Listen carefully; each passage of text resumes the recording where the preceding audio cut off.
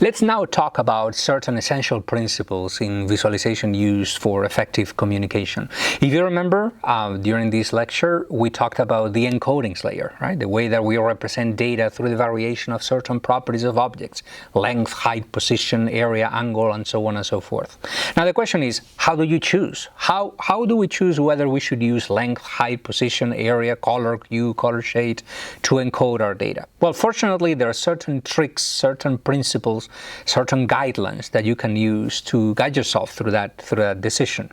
The first thing to think about is that, again, that idea that I presented earlier, which is a visualization is certainly something that should look beautiful, nice, attractive, engaging, but the main purpose of a visualization is to make data clear, to enable people to see trends and patterns in the data. Therefore, a visualization is a tool, all right? Therefore, whenever we design a visualization, we need to ask ourselves, what is the purpose of this visualization? What is it that I want to show? What is it that I want people to see in the data? And based on the answer to that question, you may choose one encoding or a completely different encoding. Let me show you an example. This is a chart that was designed by the European Court of Auditors in Europe. This is one of the branches of the European Union. It's a chart that is showing what percentage of migrants that arrived to Greece in 2016, where they came from. So what percentage came from Syria, what percentage came from Afghanistan, what percentage came from Iraq, and so on and so forth. And as you can see, they are showing the data using this variation of a pie chart that we could call a donut chart because it has a hole in the middle. Now the question is this a good visualization or a bad visualization? Well, the answer to that question is it depends. It all depends on what you want to emphasize. It all depends on what you want to show. It all depends on what you want people to do with your data. This is the way that I explain it.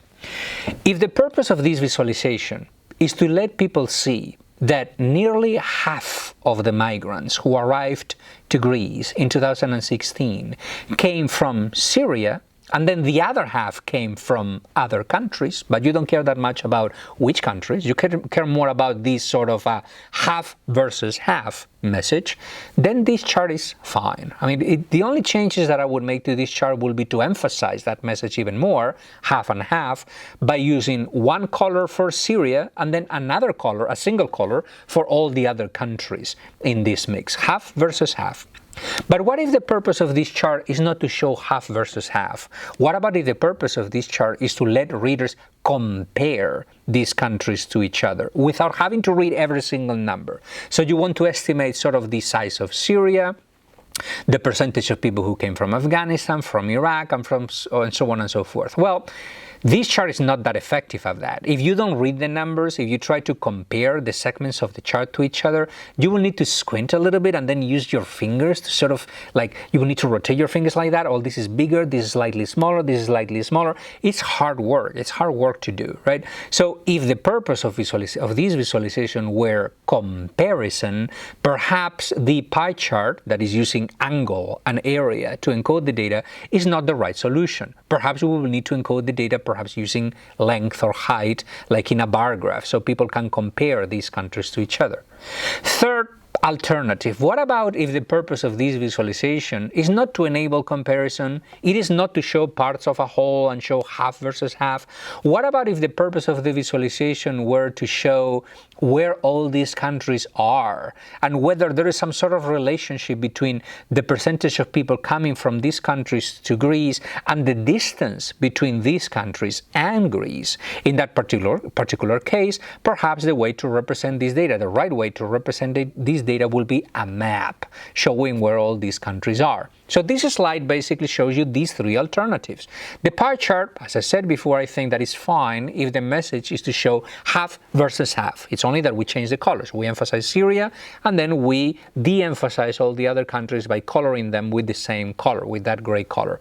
That's fine if half versus half.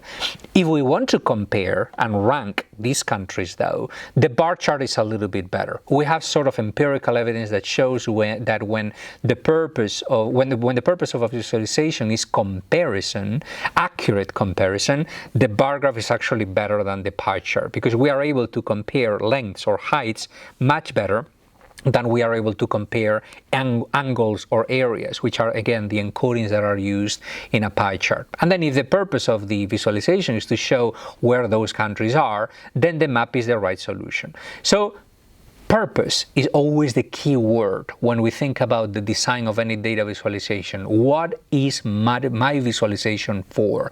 What it is that I want people to see or to do with the visualization that I'm presenting to them.